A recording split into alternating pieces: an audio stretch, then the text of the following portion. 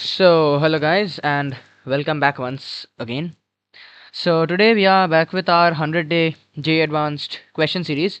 And before starting off, I had been on leave for a few days because I was very busy in something else. So, guys, don't worry because your JEE mains is already around. I will try to bring in your Allen papers and all as fast as possible. So, you can be pretty assured about that. I will take care of it. So, anyways, guys, today is our this thing. We are dealing with this question on board for our 100-day JEE Advanced question series. So, if you want, you may try your question. I mean, this question out once again just for yourself. Maybe I will wait for a few seconds and then I will start off solving this.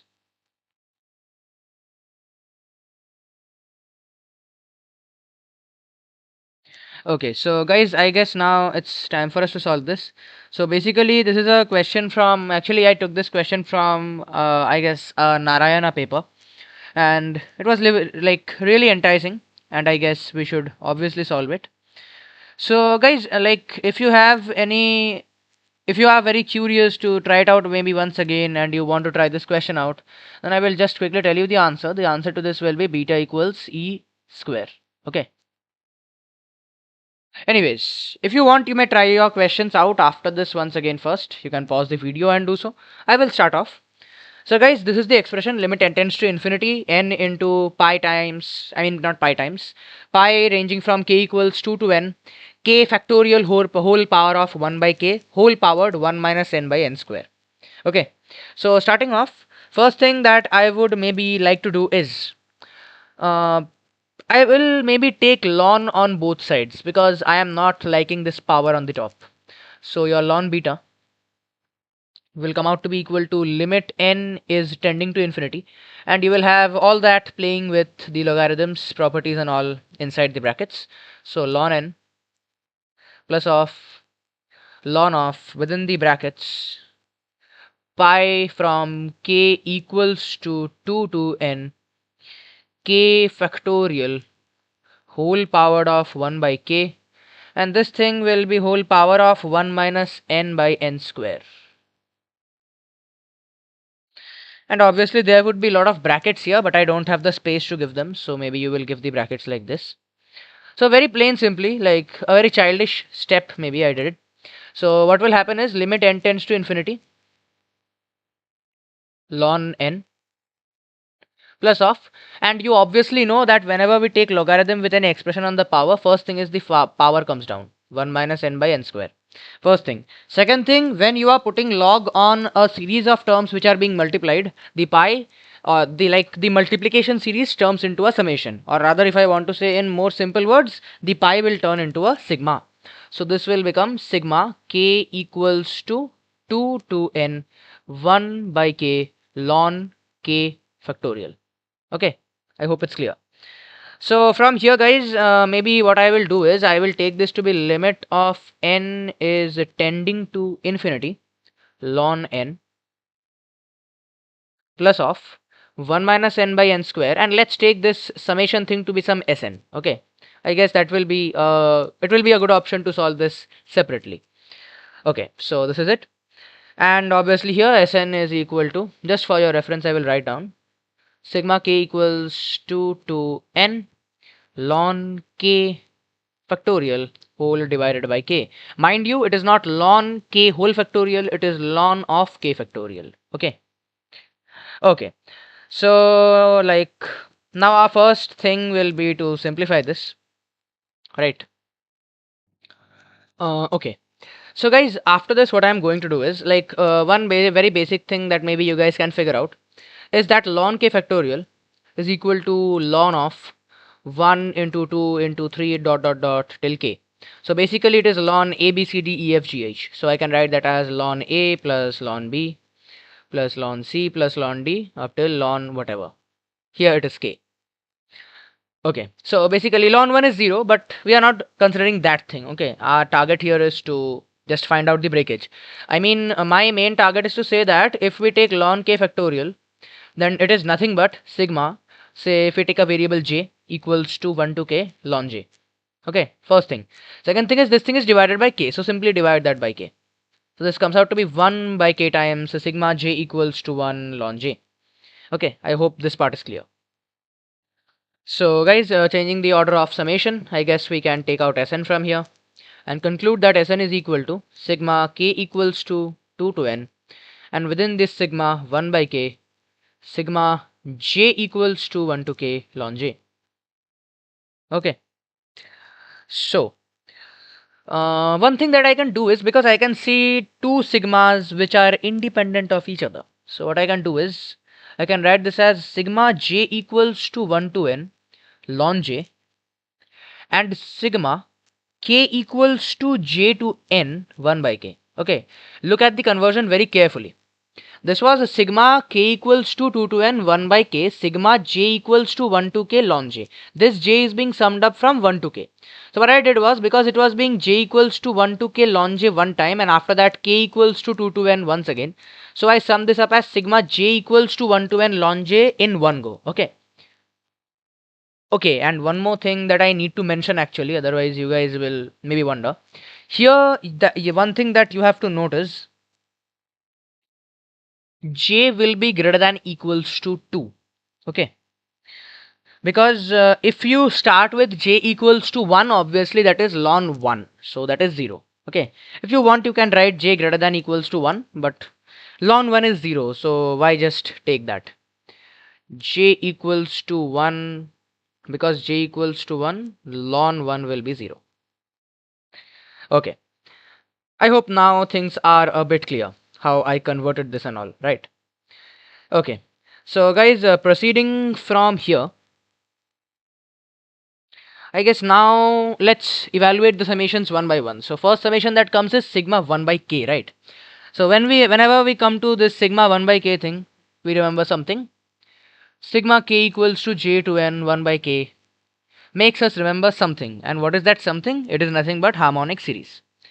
So sigma k equals 1 to n 1 by k. Now see this conversion very carefully. Okay, I am doing nothing. I am just playing with all the sigmas and their limits. Nothing else. Okay, I will introduce integrals into this. I will explain that part very vividly. Don't worry. But I hope this part is clear, because this is nothing outside your syllabus or something. Okay. Okay, sigma k equals to 1 to n 1 by k minus of. Now this is sigma k equals to j to n. So I have to sum it k. So whenever I am summing k equals to 1 to n, I have to subtract k equals to 1 to j minus 1. Same thing, 1 by k from this particular expression. Okay. Okay. So now, like, after this I can't proceed, because this is something that is, I guess, not in your syllabus. There is a thing called Stirling's approximation. Stirling's approximation, which isn't in your syllabus, but its complete derivation is there in your syllabus. Okay. Okay, so let's maybe do one thing. I am using Stirling's approximation, but what you guys are supposed to do is, you are not supposed to regard this with any name. Okay, your work will be to consider this particular, even the derivation I am doing, as a complete sum. That is your duty. Okay. Okay, so guys, proceeding after this. Now basically I will convert the sigma 1 by k into Stirling's. Okay, now see what I am doing. This is sigma k equals to j to n 1 by k. Okay, now if we want to, now just let me explain.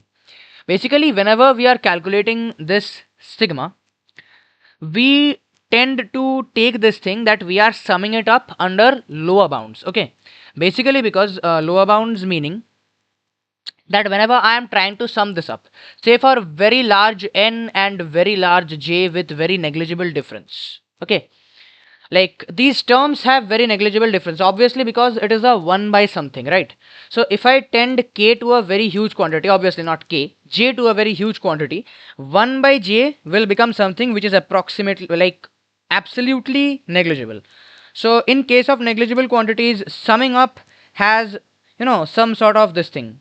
It will have some sort of effect on your calculation, effect on the errors, because whenever you are trying to sum up something like 1 by 8,999 plus 1 by 9,000, obviously you will have a lot of decimals.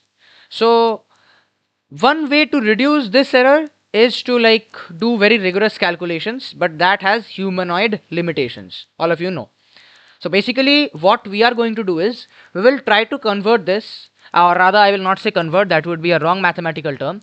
I will approximate this into something of an integral, and that integral is nothing but sigma, I'm sorry, not sigma, integral j to n dx by x. Okay. Now listen, this thing is basically approximated. I told you the reason. So you are not supposed to use this everywhere. Okay, like listen to me. You are not supposed to use integrals anywhere you see sigmas. This is a very specific case. Actually, this is a whole, whole formula. Stirling's approximation is something which you will learn in your BTech and all that. I'm not going into it, but this is something that you are not supposed to apply anywhere randomly. This is a particular case where the cases tell us that 1 by j is a very like negligible quantity. Why? Because j is a very huge quantity and the last term n is also a very huge quantity. So to reduce the errors, we are trying to do this particular approximation. Okay. I hope things have fitted into your mind. And a very, very like exclamatory precaution, please don't use this anywhere you want. Because if you do that, it's absolutely rubbish. Okay. You will end up like learning nothing and people will be like that you don't have you have absolutely no knowledge of mathematics. Anyways, maybe I talked too much. Okay. So sigma j to n dx by x. Now this thing is nothing but ln x. And obviously limits are j to n. So this is nothing but your ln n by j, right? Because ln n minus ln j, so ln n by j. Okay. So maybe I can rewrite Sn. If you want, you can put the approximation sign, or if you want, you may put the equal to sign, anything you want, because we have used an approximation step. So everywhere we use this, maybe it's our duty to put an approximation sign. So Sn will be approximated as sigma j equals 1 to n ln j ln n by j, right? From here. So basically, if we want to evaluate this, this will come out to be sigma j equals to 1 to n ln j into ln n minus ln j. Okay. So after this, wait, I will take this into the screen. Okay. So we can manipulate this maybe as your ln n sigma j equals 1 to n ln j minus sigma j equals to 1 to n. This is n, okay. Ln j square.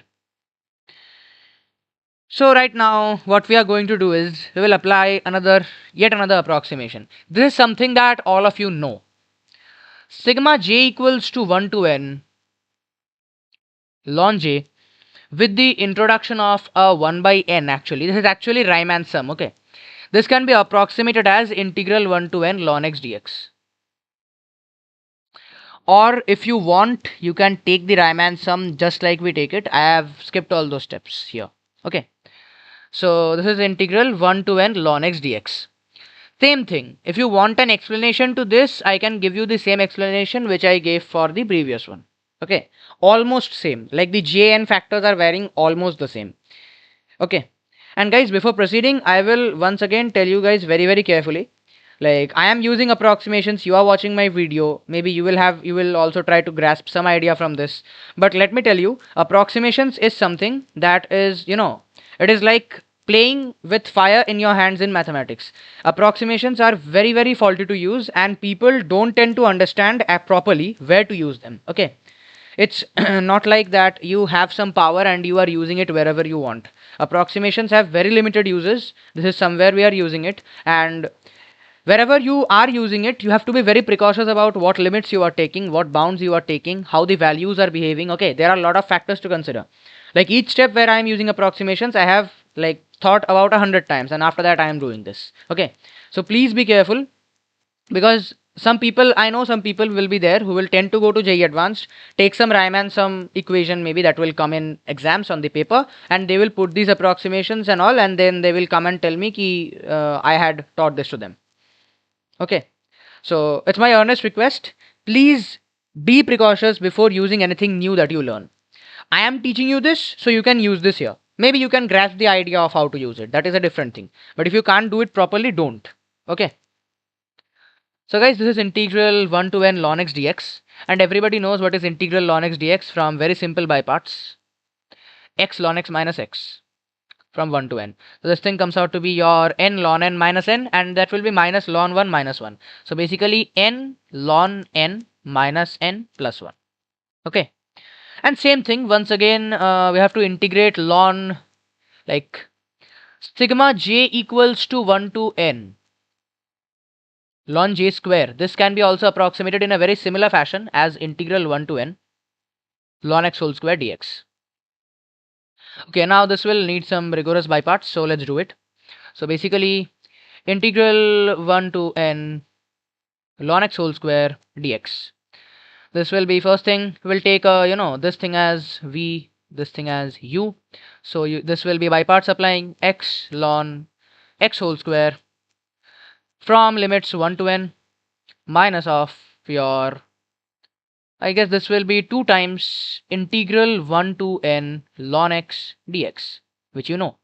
So if you come to solving this, this will come out to be x ln x whole square, and inside minus 2 times x ln x minus x from 1 to n. Okay, so this will be a bit of calculation, but I have done it. So maybe I will leave the calculation part to you guys and write the final result, which has come out to be n ln n whole square minus 2n ln n plus 2n minus 2. Okay, so after this particular step, what we are going to do is we are going to substitute every other approximation we did into Sn, and let's see what comes. Okay, so this will be ln n ln n minus n minus n ln n whole square. This can be a bit irritating to solve, but you have to do it. Okay, plus 2n. So this will be approximated as n ln n whole square. This is ln n minus of n ln n minus of n ln n whole square, from where this thing and this thing get cancelled, plus 2n ln n plus 2n. I'm sorry, not plus 2n, minus 2n. So Sn finally is approximated as n ln n minus 2n. You can actually consider the essence of approximations and how cautiously we are using it from these steps. Some people who use approximations in a real overflow, what they can do is they can take up these two steps and they will be like, I will approximate anything and everything. And then they will say this quantity is small, long quantities are small, I will just delete them. No, you can't do that. Okay. That's why I told you approximations are very delicate to use. So wherever you use them very, very preciously. Okay. So guys, after this, okay, one more thing. There was a plus 1 and a minus 2. Two constants here. So basically I didn't write them. Why? Because n is tending to infinity, as I told you in the very beginning when we were calculating 1 by n. Sigma 1 by n. So n tending to infinity, I don't think plus 1 and minus 2 will do pretty much of a job when we are actually approximating. Okay. So I guess that was a wise decision to remove them. Okay. So guys, proceeding from here, I guess we will come back into our old ln form. So ln beta is equal to limit of n is tending to infinity ln n plus of 1 minus n by n square, and this thing after this will be n ln n minus of 2n. So maybe we can evaluate this as limit n tends to infinity ln n, and if you want you can split the denominator maybe up. Yeah, that will be a good idea. So 1 by n square minus 1 by n times of n ln n minus 2n. So a little bit of multiplication here and there will give rise to limit n tends to infinity. Ln n remains as ln n, and this will become n ln n by n square, so ln n by n. Okay, and minus 2n by n square, so minus 2 by n. I guess minus n ln n by n, so minus ln n. and minus 2n by, I mean not minus, minus plus 2n by n, so plus 2. So doing a little bit of rearrangement here and there, this will be limit of n is tending to infinity. Ln n minus ln n obviously get cancelled. So we are all left over with 2 plus ln n by n minus 2 by n. Okay, so limit n is tending to infinity. 2 by n is obviously 0. And for this particular thing, if you observe the behavior of ln n and 1 by n, obviously 1 by n goes much, much, much faster. Okay, when I said three muches here, I mean it. Because 1 by n goes and rises up much faster than, ln n when n is tending to infinity. So obviously limit n tends to infinity, ln n by n will also become 0. So what you are left over finally is with this thing, that ln beta is equal to 2, and we are supposed to find beta. So beta will come out to be e square,